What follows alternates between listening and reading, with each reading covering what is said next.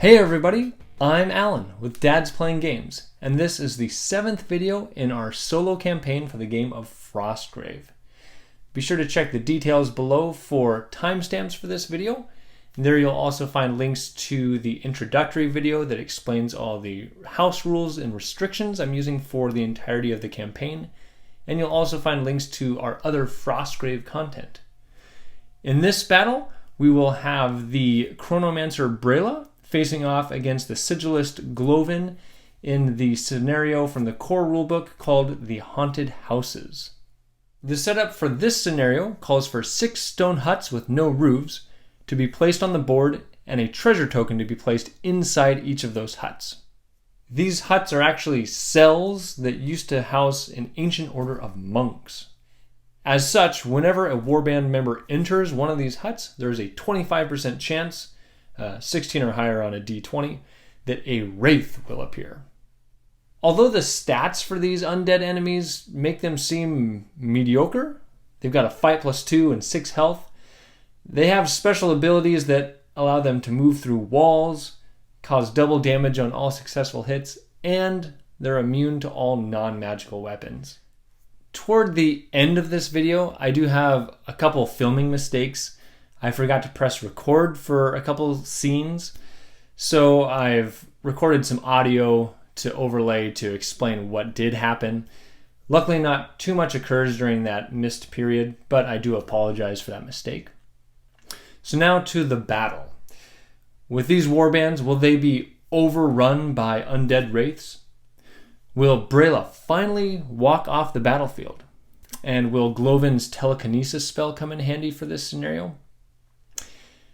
Next, we will show you these warbands, what they've been up to since their last battle, and then we will answer those questions.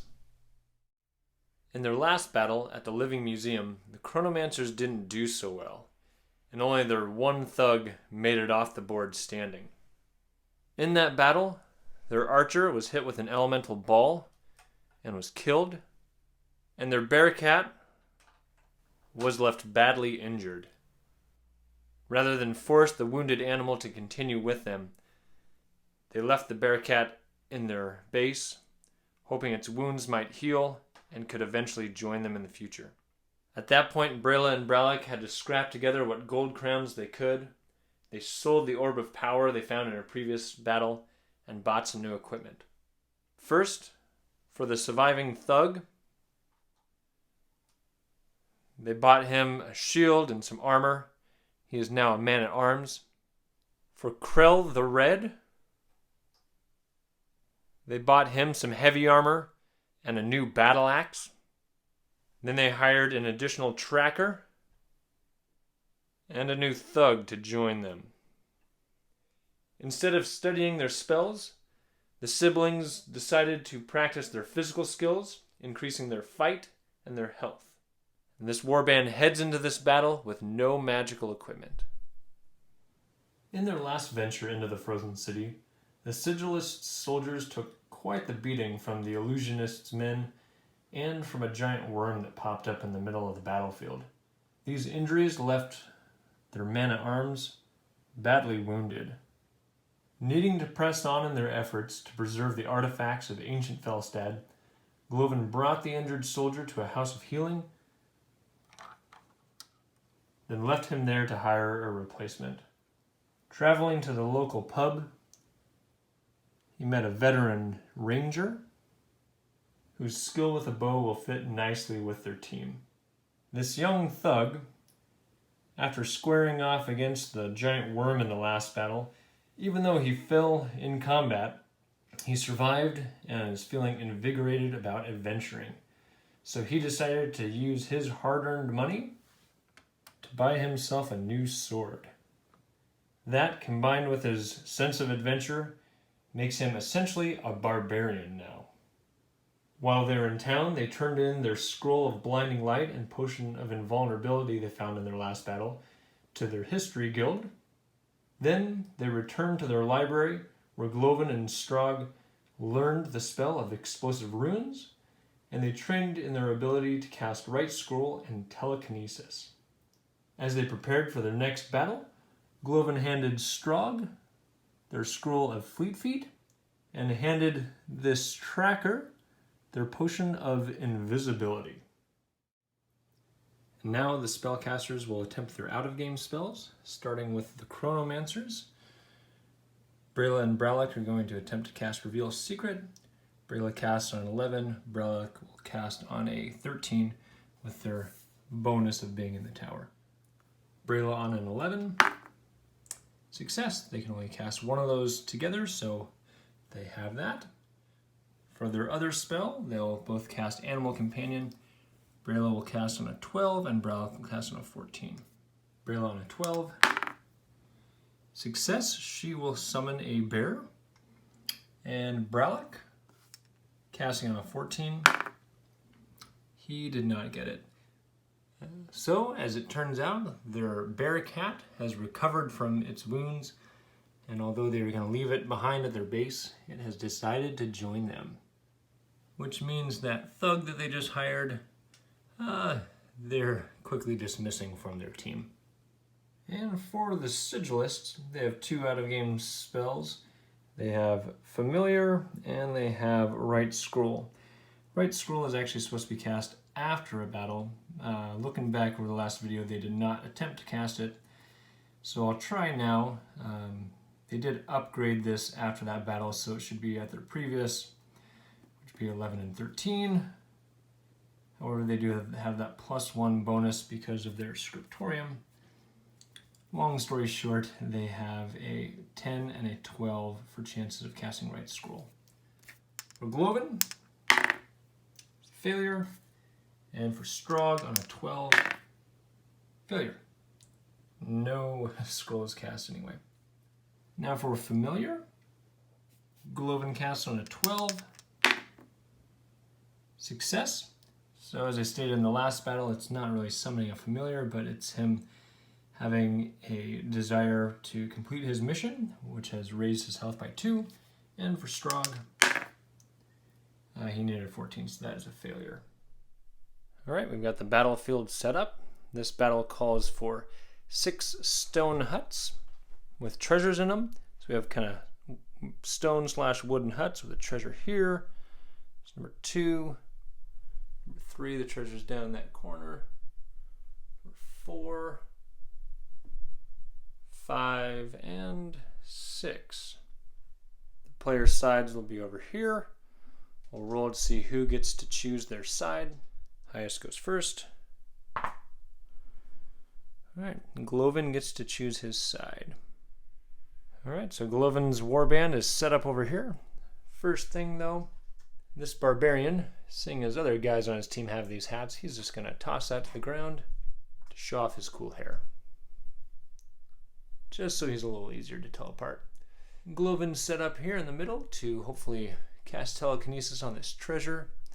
There's an archer and tracker over here going for this treasure. Here towards the middle, Strog the apprentice is set up with a knight, a marksman, a treasure hunter, and that barbarian. Their goal is to try to come over here to steal this treasure from the other side. And they also have a tracker and their new ranger over here to assist them in that stealing. As a reminder, the Sigilist's plan is to try to get more treasure than their opponent, so that they can make sure to preserve the ancient artifacts of Felstad. Over on this side of the battlefield, the Chronomancers are kind of clumped up over here. They do have this one thug that's hanging out over here. Over here is their revealed treasure, so he's going to go for that. And then we have a man-at-arms next to Braila the apprentice, their treasure hunter, a tracker, their recovered bearcat, another tracker, their ranger, Braila herself back there, and we've got Krell the Red right there.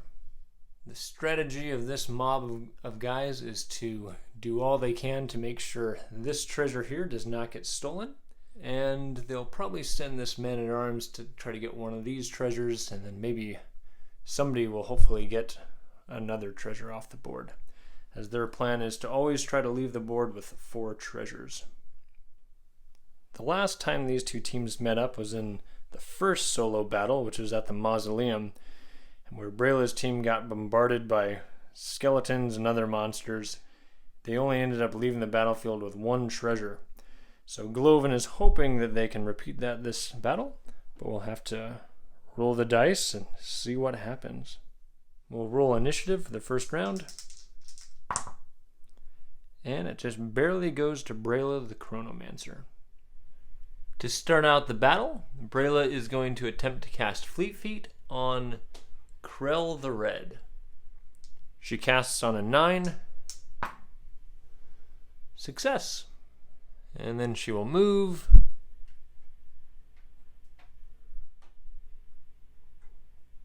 Right there. For Gloven's turn, it'll be kind of interesting here with these Sigilists, because the special thing in this scenario is once someone enters one of these huts, there's a chance for a Wraith to appear. But if they're able to just use telekinesis to move those treasures out of those huts, the Wraiths won't appear. So that might end up being a good strategy to prevent having to fight those undead. So Gloven is going to go ahead and move into that pile of rubble and cast telekinesis on this treasure. He casts on an 8. Success. 6 inches over any terrain. We'll move it right over here, right next to him. For the apprentice phase, Braila is going to activate with the Man-at-Arms and the Treasure Hunter. Just a regular activation, not a group activation. And he will cast Fleet Feet on the Man-at-Arms. He casts on an 11. Success. And after successfully casting that, Braila is actually going to move into this hut to see if a Wraith appears. Per the special rules, on a roll of a 16 or 20, the hut is also occupied by a Wraith. 4. So no Wraith there. And I'll note that Wraiths are immune to non-magical weapons, and neither of these 2 warbands have any magical weapons. So if one appears, they could be quite the problem for these warbands. With this Man-at-Arms with the Fleet Feet, he now has a movement of 8, which will allow him to move all the way into this hut, up against the treasure, and he will use his second action to pick that up. A random monster will be spawned on a 16 plus. Nope, no wandering monsters. And the Treasure Hunter also activated. She will do a double move, which will put her all the way over here. For the apprentice phase, Strog over here is going to use his Scroll of Fleet Feet to cast Fleet Feet on that knight. It's an automatic success. Then he will move. A move of 6 will get him right over here. Now for soldier phase, the Chronomancers will start out by having this thug do a double move into this building. Unfortunately, he can't get next to the treasure, but he'll be on top of this rubble. And we'll see if that summons a Wraith on a 16 or higher. Whew. Barely lucks out there. Now over to this group. The Tracker and the Ranger are both going to do a double move over here by the Treasure Hunter.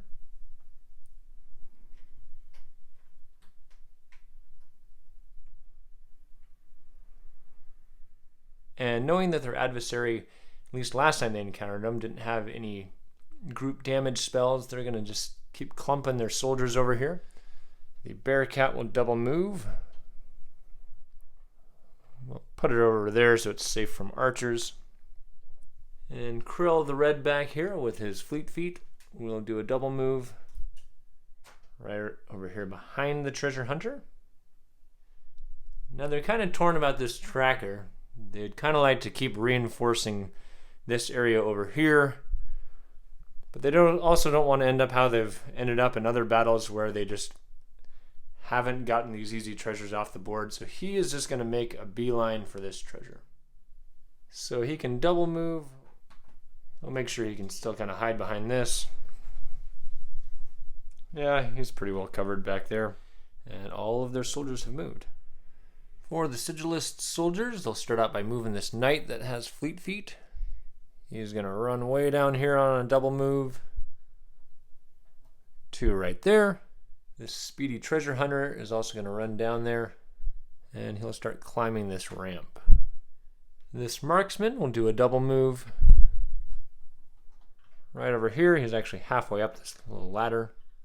Right there. The barbarian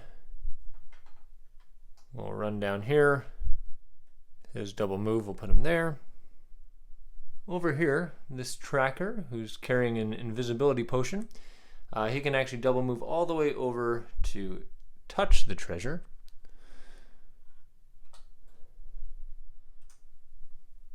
So he hasn't picked it up, but let's see if a Wraith spawns on a 16 plus. Nope.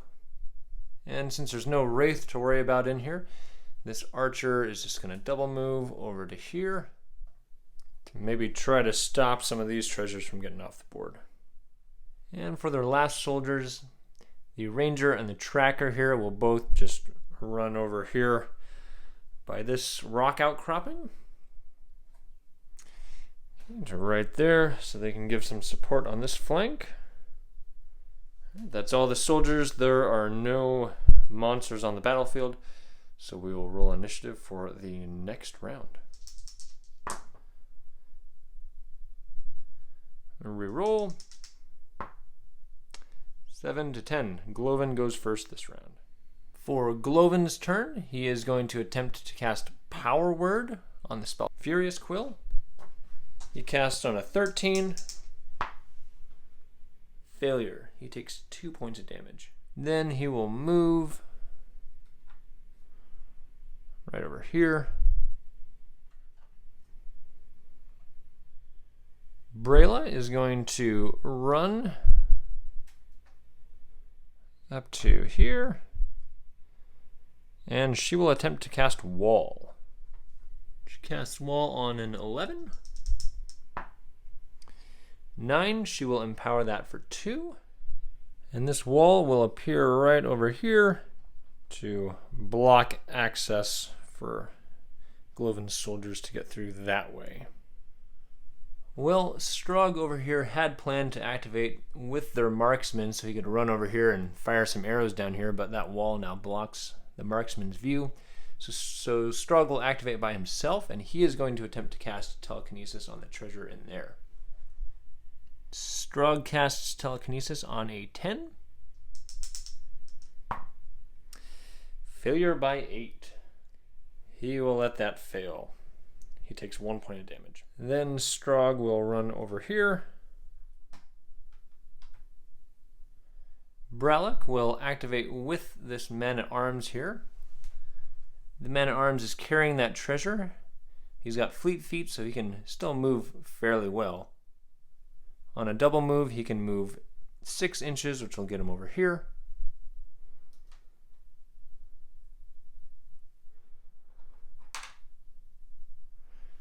Then Braila is going to attempt to cast Wall. Casting on a 13. 5.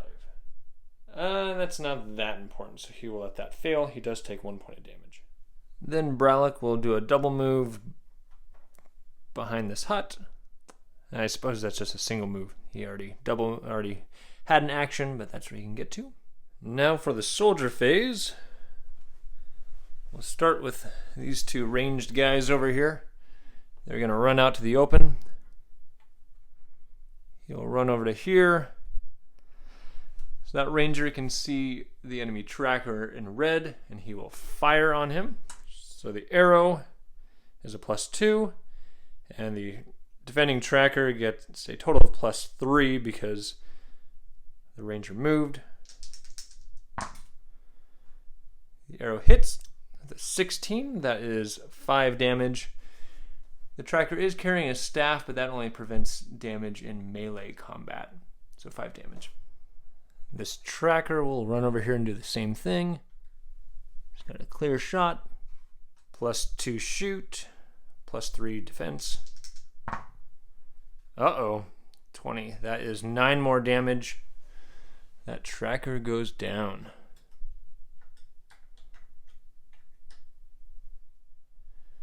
With that tracker going down, Braila no longer has anyone to support her should any enemies come into combat with her, which is exactly what Gloven's troops are going to attempt to do. They'll start out by having this knight with the fleet feet move. I'll show the movement here. He can move 1 inch to the base of that, 3 more inches to the top, drop down, which to my understanding is a free movement. So there's 4 inches and then 7 inches, which is what he has. We'll get to right here, which isn't quite enough to snap into combat, so he'll use his second action to get into combat.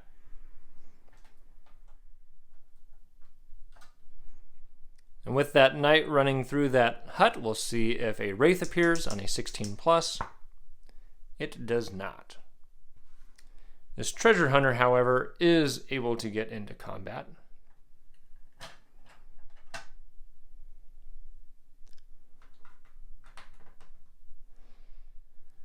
And this ranger is just out of range to snap into combat. So that treasure hunter will now attack with the support of the knight. The treasure hunter is +6. Braila did increase her fight, so she has a fight of +3. And that is not good. That is a 24, which is 14 damage on Braila. Luckily, she also increased her health, so she is down to 1 health.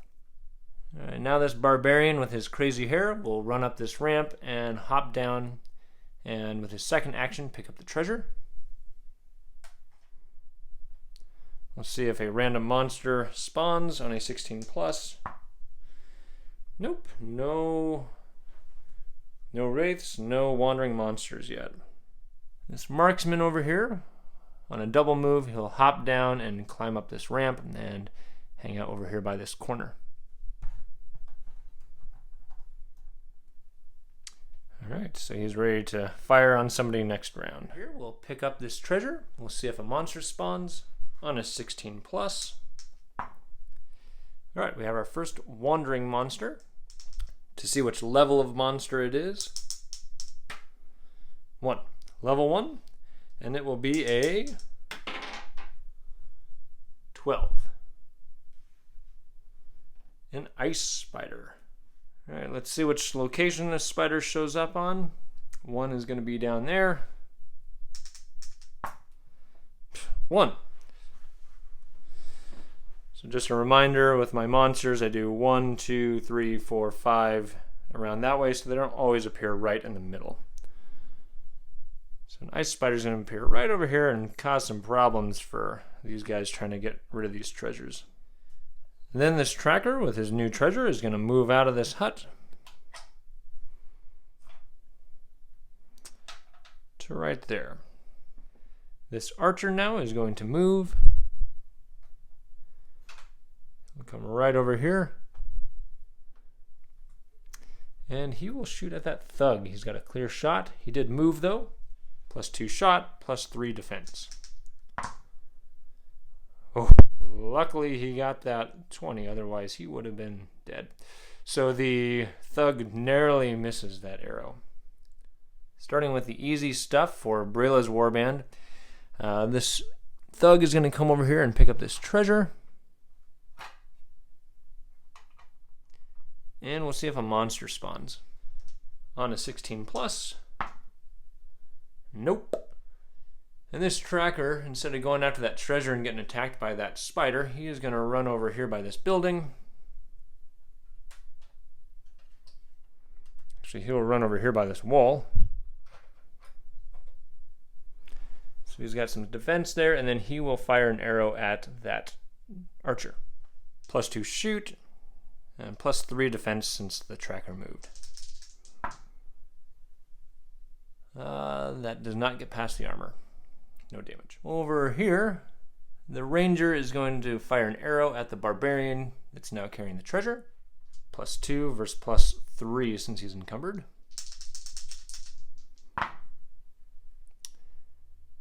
12 to 12. That's a failure on the shot. Then he will run over and engage this treasure hunter. Next, we'll have this bear cat come over and also engage the treasure hunter. Braila can't offer support, but the ranger can, so the bear cat is at +6 against +4. 17, a critical hit on that bear cat. Actually, I am wrong. That is Braila's dice. That bear cat takes out the treasure hunter. All right, well, since that treasure hunter just got critical hitted, that puts Braila's warband in a little better position here. Braila really wants to send her men after this barbarian, but she needs to make sure this knight is taken down. So, Krill the Red is going to run over here, climb up this, hop down behind the knight, and attack him. The bear cat is not in combat with the knight, so Braila can now offer support since the treasure hunter is dead. So Krill will attack with a +6. The enemy knight has a +4. All right, Krill got 24. Combat's starting to look good for Braila's team. That's a knight, so that deals 11 damage to the knight, but that is a two-handed weapon, so that does +2 damage. 13 damage is enough to defeat the knight. All right, so the knight falls down into that chasm, and now the treasure hunter will run up and engage this barbarian. And she will attack the +4 against the +3 of the barbarian. +4, +3. She wins, but doesn't cause any damage. She'll stay in combat. All soldiers have gone. Now we'll do the monster phase for that ice spider. He'll move in direction. It's pointing that way. And that'll put it clear over here. And second move goes that way. Alright, so it still has its eye on that treasure. The last time we saw Braila in combat, their team fell apart when one of their walls crumbled. So we'll see what happens to this wall. It vanishes on a 17+. 19. The wall is gone. Luckily for them, they're doing pretty well in combat, so that might not hurt them too bad. Next round, we'll roll initiative. Gloven's going first again. Things aren't looking too well for Gloven's team at the moment, as their two strongest warriors have now fallen in combat. Their barbarian's about to get completely bombarded, and now with that wall being gone, that means that there's actually a direct line over to both Gloven and Strog. So Gloven's going to go ahead and make a run over to this treasure. And he is going to attempt to cast telekinesis on this treasure. He casts on an 8. Failure by 3. He will empower that for 3 and move the treasure. So that'll move it out of the hut and then right over to here. That means no wraiths are appearing because all buildings have been entered except for these two, and there's no longer treasures in there. Now we'll have Braila activate with the Bearcat, Krill the Red, and the Ranger. And we'll start by having Krill do a double move around here and engage this apprentice. He's hoping to make his axe red this battle. Well, I guess it already is. He defeated that knight. And that's a double move, so his turn's done there. The Bearcat will just turn around here, come in here and engage this barbarian, like so, and attack with support. The Bearcat is +6, the encumbered barbarian is +3. 18 to 13, that is a hit. That causes 8 damage on the barbarian, and he will stay in combat. The Ranger will take a shot at this exposed marksman. The marksman does have light cover, +2 shot versus +3 defense. That's a hit. That's a 17 total. The marksman has 12 armor, so that's 5 damage on the marksman. Then the ranger will run over, climb past his bear friend, climb this wall, and engage the marksman. Braila is now going to take a risk. She is going to run over here.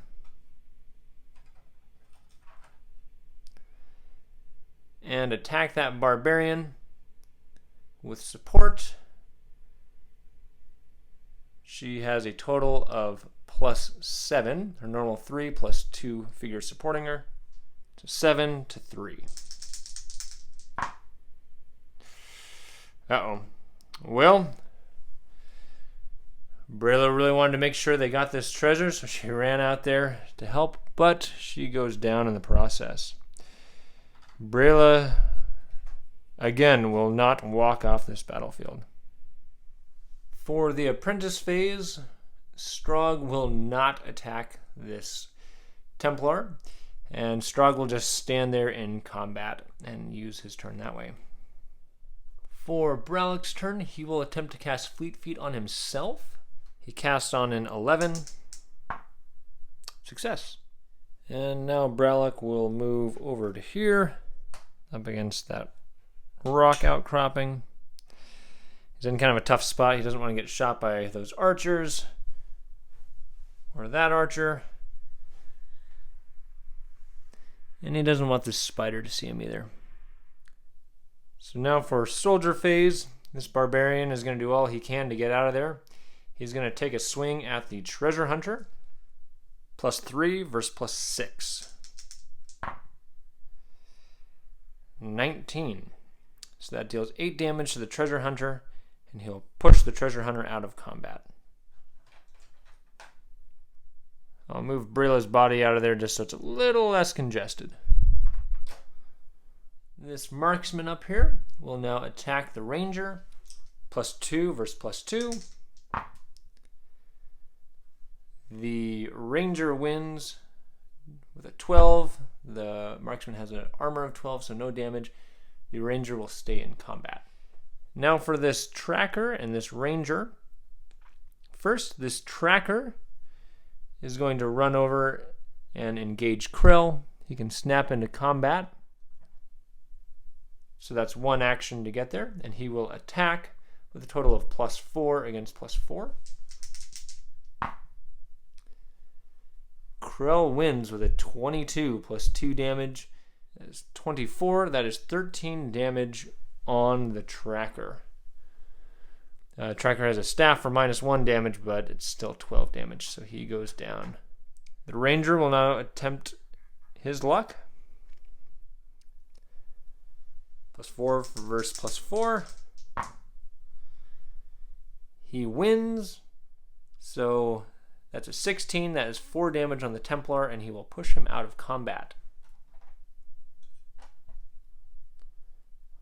I know it wouldn't go that far, but easier to get him to stand there than on that ramp.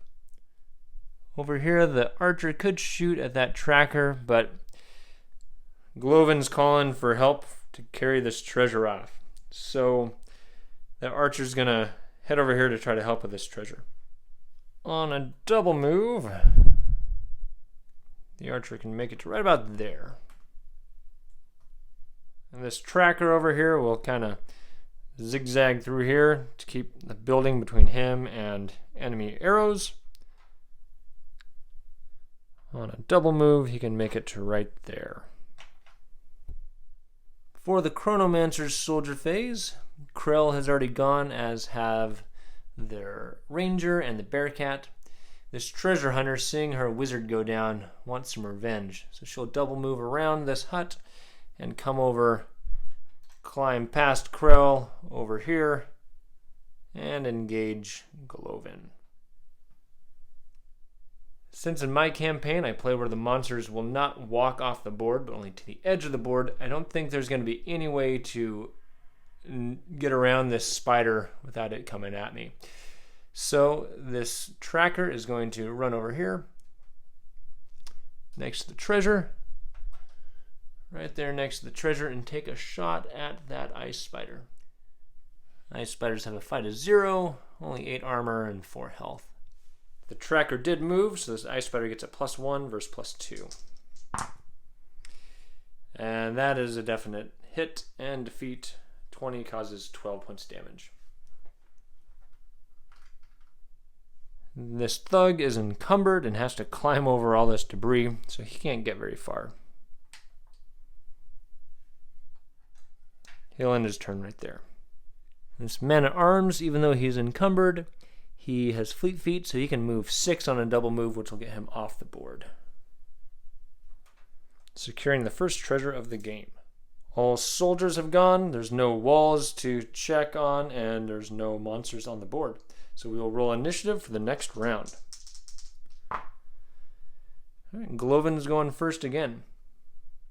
So Gloven is realizing they just need to get out of here. If they want to prevent any of these treasures from falling into enemy hands, they need to get them off now. So he is going to pick up this treasure next to him. We'll see if a monster appears.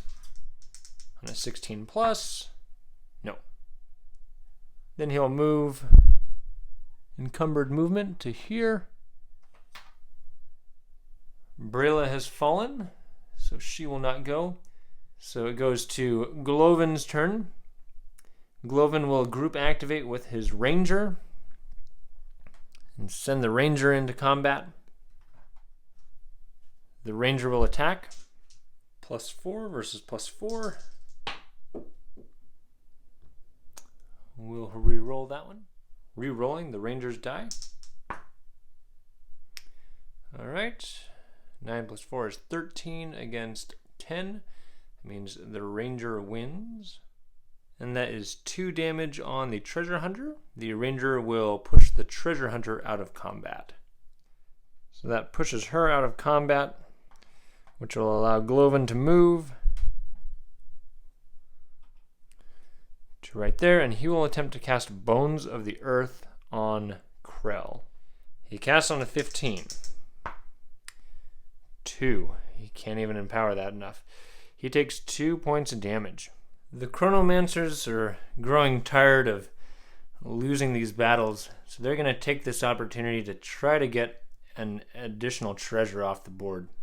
So Braila is going to move over to here. With his fleet feet, he can move 8. And from there, he is going to attempt to cast Wall. He casts on a 13. 13, success. And he will put the wall right there to block off the escape of the archer and Gloven, and Strog, I suppose, so they cannot get to this other treasure. For the soldier phase, this tracker knows he just needs to get out of there, so he will run off the board, securing Gloven's first treasure. This archer being cornered is going to take a shot at Braila. Braila has light cover for +2. And to go along with his +1 fight, +3 versus +2 on the shot. Okay, so that, he barely misses that. The Chronomancers have had some near misses with some of those arrows flying at him. And then the archer will use his movement to climb up this wall. The ranger here will take a shot at the treasure hunter. +2 versus +4. Hits, that's a 10, that causes 9 points of damage. The treasure hunter was at 10, so she's down to 1 health. Then the ranger is going to run over and engage Krell and yells at Strog to get out of there.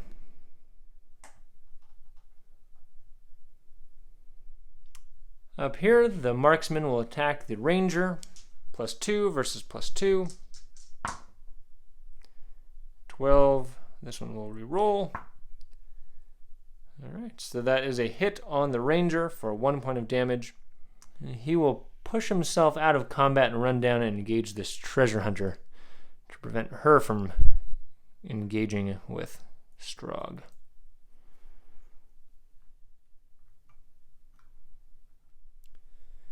And that is all of the Sigilist's soldiers. For the Chronomancers, This tracker down here will pick up that treasure in front of it. See if a monster appears. Nope. Then he will head towards the edge of the board. Move to right there. This thug with the treasure can move right up here next to the tracker. This ranger hanging on up here has a clear shot at Gloven, actually. The marksman should have pushed him down. So the ranger will fire at Gloven. Gloven has 0 fight, burst +2. Shot of 18, fight of 9. So that is 8 damage on Gloven. And that's actually Strog, not Gloven. So Strog is the apprentice. I often get their names mixed up for some reason. Strog only had 8 health left, so Strog goes down. Then the ranger will run down this ramp, through here and over to here. We'll have this Bearcat attack the Barbarian. +4 versus +3. Bearcat gets 22. He gets 21. That is 12 points of damage on that Barbarian. He goes down. The Bearcat will run out of there to right there. Now we'll have the Treasure Hunter attack the Marksman. +4 versus +2. The Marksman wins. The Treasure Hunter was down to 1 health. So she goes down. Krell the Red will attack this Ranger. +4 versus +2. Oh, Krell takes 8 points of damage. Krell the Red was at 8, so Krell goes down as well.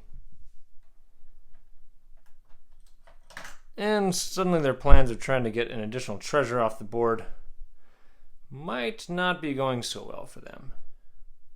We'll roll to see if the wall disappears. Nope. We'll roll initiative for the next round. There's no monsters on the board. And Braila, even though she's down, the Chronomancers win. For Gloven, going first here, since there's no Chronomancer, he is just going to head off the board with his treasure. Actually, he is going to attempt to cast Explosive Runes. He casts on a 13. He'll empower that for 5. Put an Explosive Rune there in case the enemy decides to come at that. Then he'll run off the board. Since Strog has fallen, we move to Bralak's apprentice phase. He will activate with the Bearcat, and he will send the Bearcat climbing over this ramp over here to the Marksman, because that Marksman's already injured. And the Bearcat will attack. +4 versus +2. 21. That causes 9 points of damage on the Marksman. The Marksman was at 7. So the Marksman goes down. Then Bralak, with his fleet feet, will simply do a double move into this hut. And actually that's a single move. And with his second action, pick up that treasure. It's already been picked up by that Barbarian, so no monster will spawn from that. Now to Soldier phase. The Sigilist's Ranger will fire an arrow at the Chronomancer's Ranger. +2 versus +2. Shot of 16. Defense of 3. That causes 5 points of damage on that Ranger. He will then move over and engage the Ranger to prevent him from running over and causing problems here.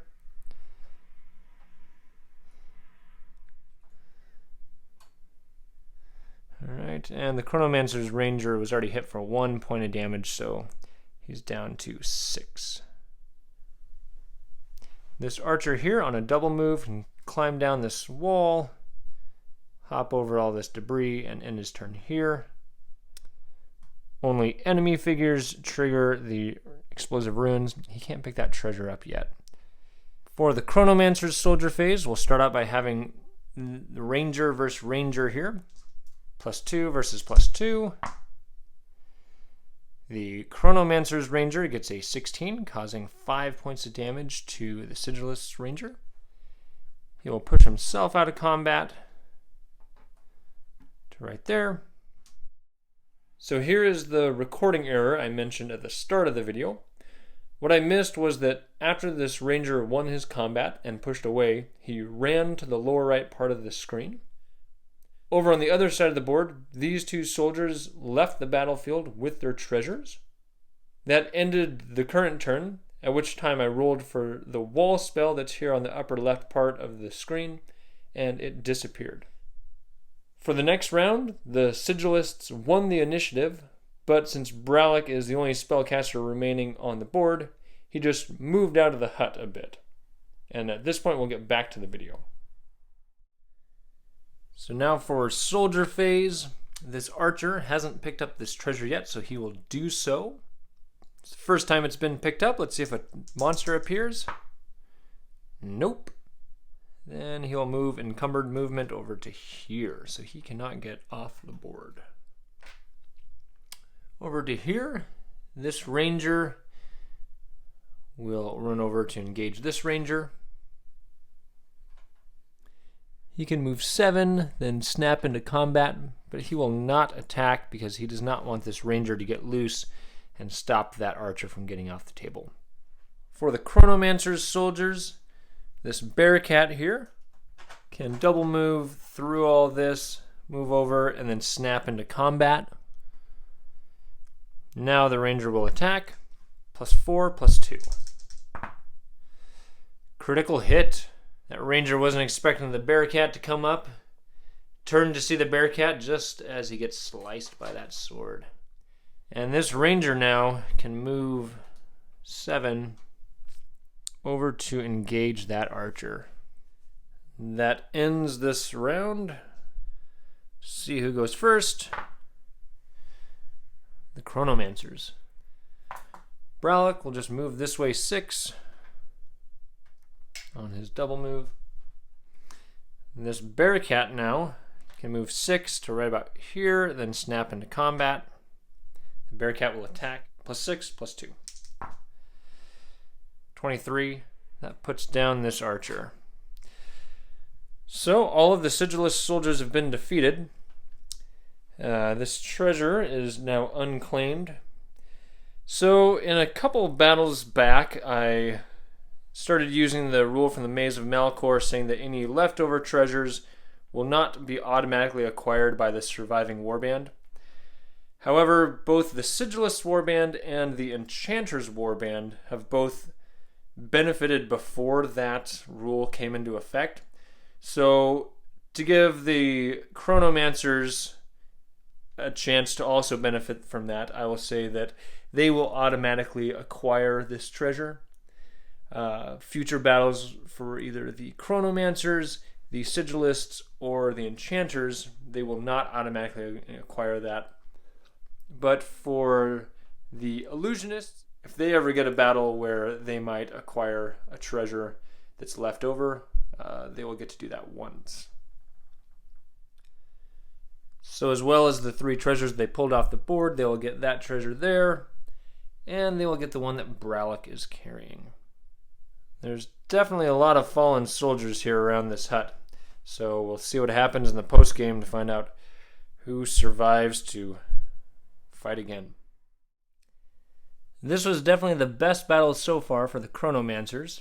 This is actually the first time they've been able to complete their goal of removing at least 4 treasures from the board. They secured 3 of the treasures and were holding 1 of them at the end of the game. And as I mentioned at the end of the battle, they also acquired the 1 treasure that was left unclaimed on the table. Their success did come at a cost, as they do have 4 individuals from their warband injured.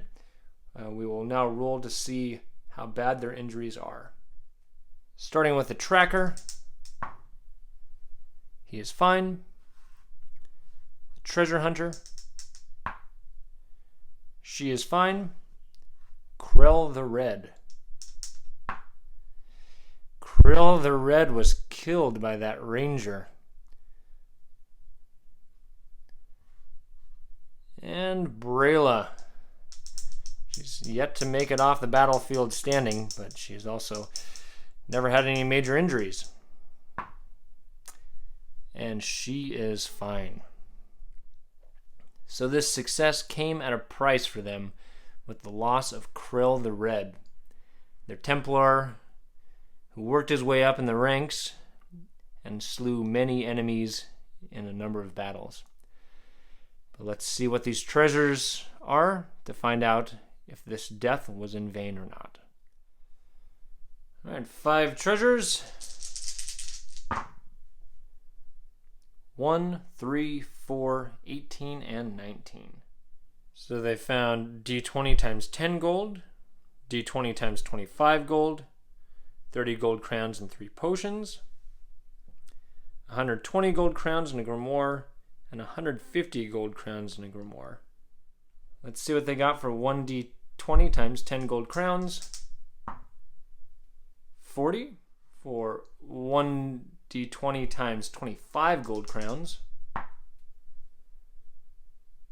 225. And we'll figure out their 3 potions they found. 6, 12, and 16. Potion of Strength, Potion of Invisibility, and Potion of Invulnerability. And they found 2 grimoires. Column 2, number 18, and column 3, number 2. Column 2, number 18 is Grenade. Column 3, number 2 is Animal Companion, which they already have, so they could sell that. For experience points, Braila and Bralic only failed 1 spell for 5. They successfully cast 4 spells for 40.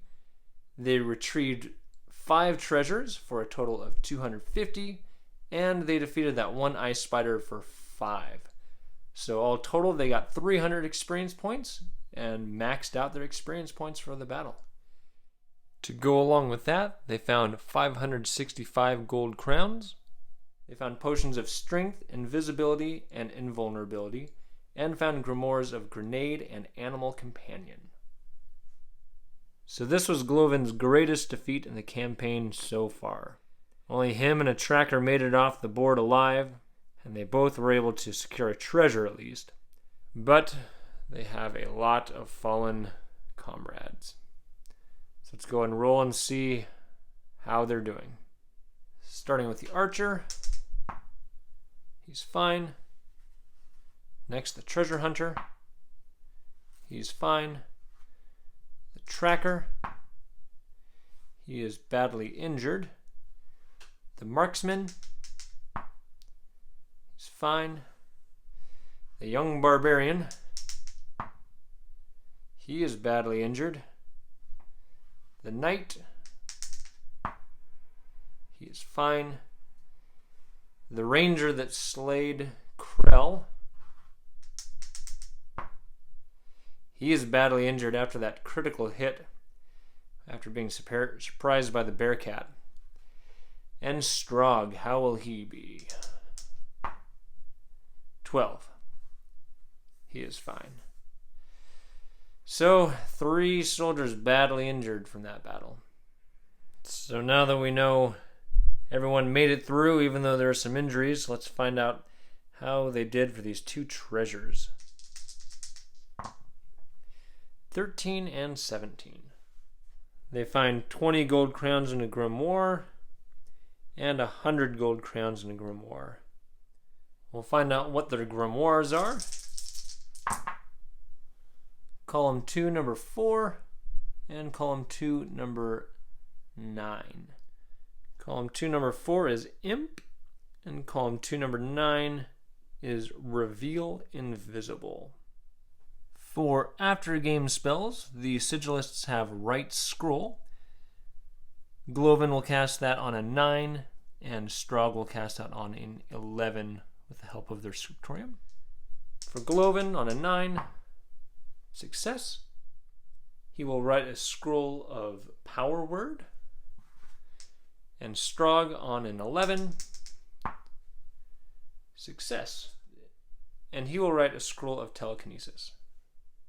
For the Sigilist's experience points from that battle, they failed 3 spells for 15, they successfully cast 3 spells for 30, and they retrieved those 2 treasures for 100. So all total, they received 145 experience points. As far as the treasure that the Sigilists found, they found 120 gold crowns and grimoires of Imp and Reveal Invisible, and then they were able to write those 2 scrolls of Power Word and Telekinesis. Well, if this had been just a standard non-scenario specific battle, I would say it went pretty well. It created a fair amount of combat, a pretty big battle that happened, and there was some tension clear up to the end as far as who would pull those last few treasures off the board. As far as how these warbands did, Braila's warband did very well. They finally reached their goal of pulling 4 treasures, and actually they pulled 5 treasures off the board. And they really lucked out in this scenario that they didn't have to fight any of those basically invulnerable wraiths. And the one wandering monster they did have to deal with was just an ice spider, which they dispatched fairly easily. They had some good uses of the wall spell. The first wall spell they cast, it ended up disappearing, but it was actually perfect timing because at that point it gave them great access to the Sigilist's apprentice. Those treasures they pulled off the board brought them a lot of gold crowns. And they also found a grimoire of a spell they already know, so they can sell that for even more gold crowns. On top of that, they maxed out their experience points, so they're feeling pretty good after that battle. Before this battle, the Chronomancers had increased their health stat, but it didn't prove to be enough as Braila once again fell in combat. And Krell the Red. He has been a great soldier for them. He worked his way up from a man-at-arms and to eventually a Templar. He killed 2 enemy soldiers in this battle and has killed I'm not sure how many soldiers throughout the course of the campaign. So it was sad to see him not just fall in combat but actually die in the final rolls. Moving over to the Sigilists, they had a lot of problems, well, with a number of things, but one thing was with their spell casting. They only attempted 6 spells in the game, and only 3 of those actually successfully cast. 2 of those were telekinesis, where they were able to pull those treasures out of the huts, which was very useful in preventing the possibility of a wraith appearing. In hindsight, it might have been a better strategy for them to go after the revealed treasure or the other treasure that was over by that spider that had appeared. They might have had a better chance securing one of those treasures than trying to secure the one where all the combat happened, where half the soldiers fell in combat. They ended the battle with 3 injured soldiers and not a whole lot of loot to help either heal those soldiers or hire new ones. And they only passed 1 level, which won't let them upgrade their abilities very much. With this scenario, I think it has the potential to be very swingy. In my battle, none of the Wraiths appeared, but potentially all 6 could appear in a battle, or even worse, 3 could appear on one side of the table, none on the other, and one team could be completely decimated just by Wraiths, while the other team just walks off the board with treasure. The fact that the Wraiths can't be harmed by non-magical weapons means this battle really favors certain wizard types. An elementalist with a lot of attack magic would do fairly well in this battle because their spells can harm the Wraiths, or an enchanter with enchant weapon would allow the weapons to damage the Wraith, and also a higher level warband that's had more access to magical items and equipment could probably do a better job than either of these 2 warbands would have done had a bunch of Wraiths appeared. The swinginess of this scenario, I think, would work best in a 3 or 4 player game where it's already pretty chaotic with all the extra players, and I think that's probably where this scenario would shine. The other weird thing that I've already mentioned during the battle and everything is the telekinesis spell. I don't know if it was intentional or if it was overlooked in the design. The fact that you can just cast telekinesis to pull the treasure out without even triggering that wraith. Maybe it should have been that if any spell is targeted inside the hut, that it triggers the wraith. I don't know. But it just seemed kind of strange with telekinesis. Regardless of the critiques I've mentioned for this scenario, whether the wraiths appear or not still creates some tension and some tough choice making, because you never know when you enter a hut if a wraith might appear. So you have to kind of consider who you're sending in there first and how you might get the treasure out if a wraith does appear. And those are my thoughts and opinions about the Haunted Houses scenario. If you're enjoying these videos, be sure to click like or subscribe down below so that you can keep up with all of the content that Dad's Playing Games is releasing. And also feel free to leave a comment with your thoughts about how this battle went. And with that, I'm Alan with Dad's Playing Games, and we'll see you on the next video.